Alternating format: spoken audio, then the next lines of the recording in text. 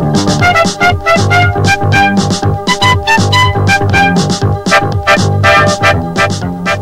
evening and welcome to KET's nightly coverage of the Kentucky General Assembly. I'm Joe Ewalt.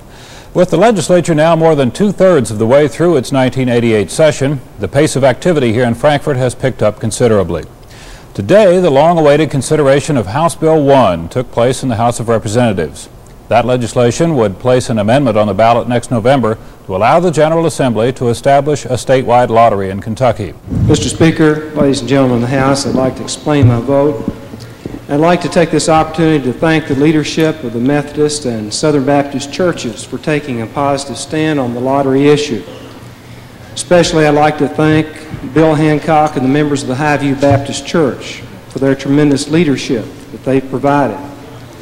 Today we face a great moral crisis. However, that crisis is not due to the lottery leadership, but rather the church leadership.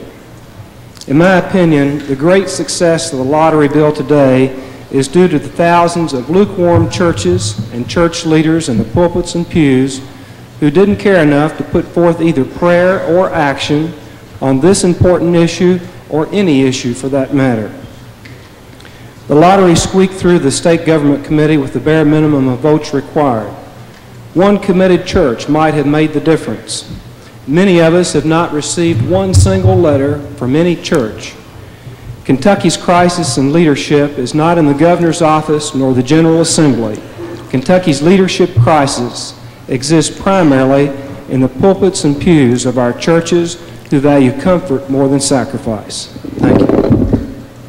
And I had a bit of an experience back in 1988 with the issue of gaming when Governor Wilkinson asked me to be part of the lottery commission that studied the lottery legislation which we enacted, and I actually had the privilege of not only serving on that commission, Representative Floyd, but sponsoring that bill.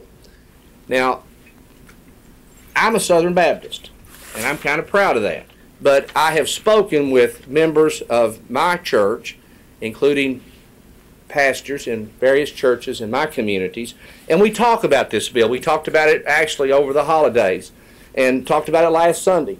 What I hear my preachers saying in my communities are that, well, you know, we can't really be for more gambling, but this really isn't an expansion of gambling, because to me it's no different than if the lottery chooses to put a new game out.